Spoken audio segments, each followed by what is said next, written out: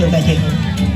Fue luego, a principios de la segunda década del siglo XX, cuando arribaron a la localidad de Laza, ambas de la provincia de Ourense, dando pie así a la unión de dos comarcas. Dichos cigarrones, durante el introito, se aseguraban que los habitantes siguieran esta tradición y quien no lo hacía recibiría castigos que variaban según la localidad y sus costumbres.